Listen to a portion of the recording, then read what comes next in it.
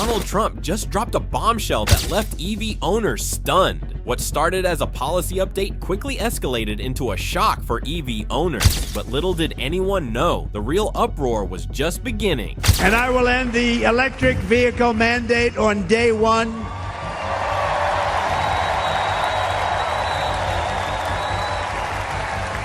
Thereby saving the U.S. auto industry from complete obliteration, which is happening right now, and saving U.S. customers thousands and thousands of dollars per car. What do you think of an electric car?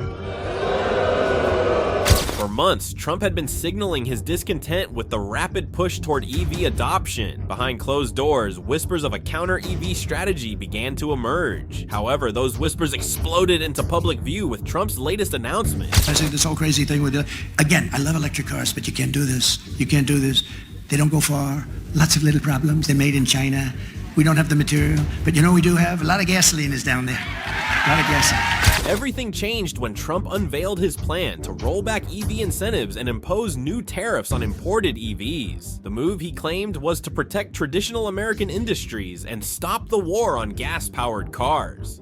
But there was more. Trump suggested that states leading the EV revolution, like California, had created an elitist agenda at the expense of middle-class Americans. Trump's plan to impose new tariffs was a significant blow to the industry. Now they want to go all electric and put you all out of business, you know that, right? To the welders, assembly line workers, machine operators, forklift drivers, pipe fitters, tool and die makers, mechanics, electricians, technicians, and journeymen.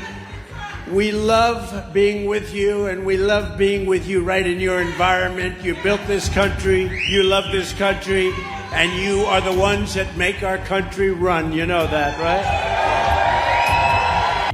Biden's mandate isn't a government regulation. It's a government assassination of your jobs and of your industry. The auto industry is being assassinated. And it makes no difference what you get. I don't care what you get in the next 2 weeks or 3 weeks or 5 weeks. They're going to be closing up, and they're going to be building those cars in China and other places. It's a hit job on Michigan and on Detroit. Federal tax credits had been a cornerstone of the EV market, helping to make electric cars more accessible to middle-class buyers. The new tariffs on imported EVs threaten not only international manufacturers like Hyundai and BYD, but also domestic players who relied on global supply chains for critical components such as batteries. Trump's plan reflected growing concerns among EV owners, particularly in states where fossil fuel industries still played a central role in local economies. And just when it seemed the controversy couldn't get any bigger, it did.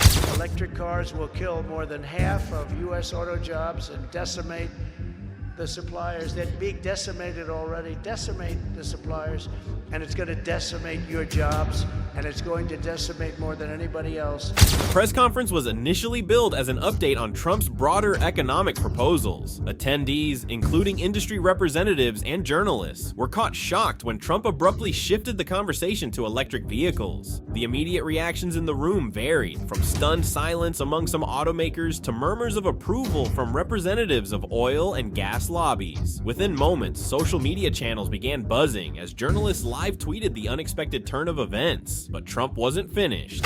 It's just a temporary thing, because you will not have any manufacturing plants. China is going to take over all of your business because of the electric car, and because they have the material we don't. What we have is a thing called gasoline. We have gasoline. We have so much gasoline we don't know what to do. They don't have gasoline. So why are we making a product that they dominate? They're going to dominate.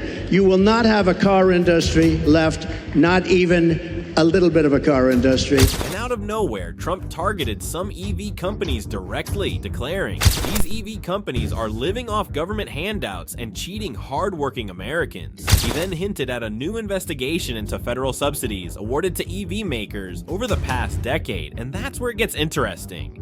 While the nation grapples with a growing divide over climate policy, Trump's announcement has further polarized the debate. While EV owners and environmental advocates are calling for a unified front to combat climate change, Trump's supporters are rallying against what they call an EV takeover. Social media erupted with hashtags like Stop EV Madness and Gas Cars Forever, as frustrated EV owners shared their concerns over potential rising costs and reduced market growth. Messages of outrage flooded online forums. This will kill the EV market. Trump just handed the oil companies a win. If this happens, I'm selling my EV tomorrow. And right now, as we speak, large factories just started are being built across the border in Mexico. So with all the other things happening on our border, and they're being built by China to make cars and to sell them into our country, no tax, no anything.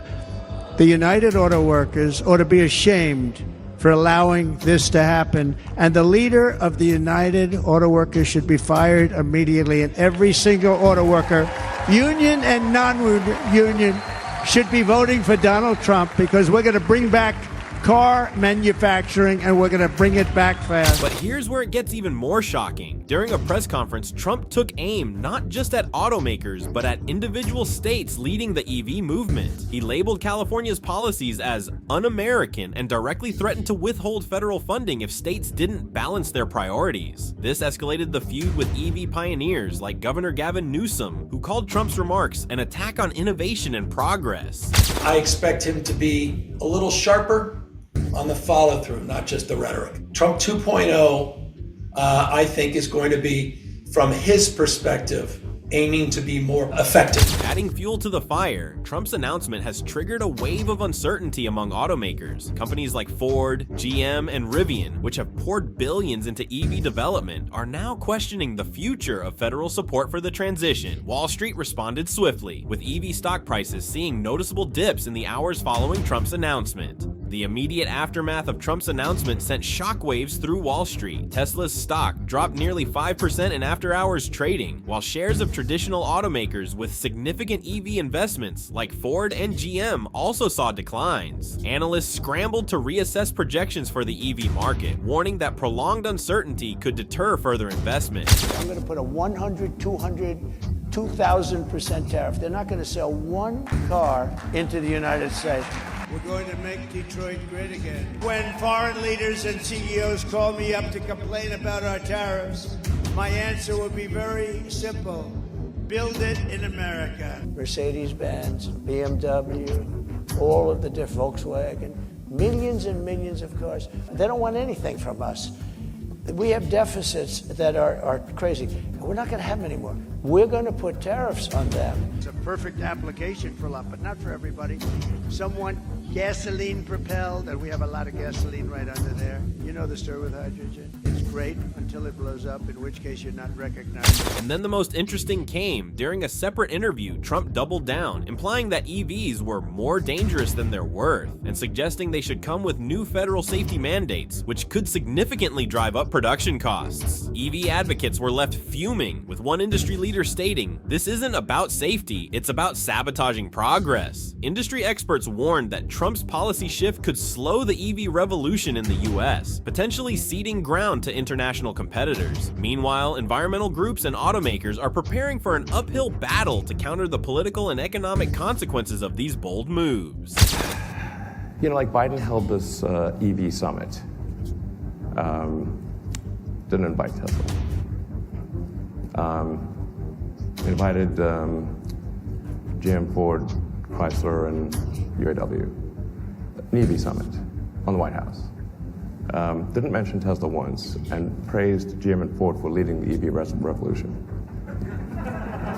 So you were pissed. Does this sound maybe a little biased or something? And then, you know, just not the friendliest administration. Seems to be controlled by the unions, probably, no. So, you waiting to get Trump back? No. As the dust settles, the implications of Trump's announcement are becoming clearer. International competitors, particularly in China and Europe, are already positioning themselves to fill any gaps left by a slowing US market. Environmental groups are mobilizing, planning nationwide campaigns to rally public support for EVs. Meanwhile, automakers are reassessing their strategies, with some considering a shift in focus toward more EV-friendly markets abroad. What should we do when we're told to evacuate ahead of hurricanes? I'm in the state of Florida. The electric grid is overloaded, and we're stuck in a standstill traffic for hours, and tens of thousands of people are pouring onto our freeways.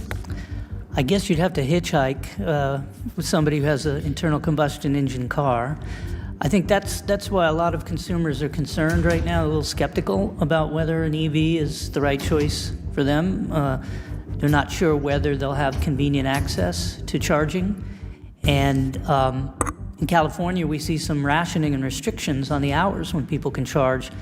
And I think that concerns a lot of people. There are a lot of question marks in exactly that area.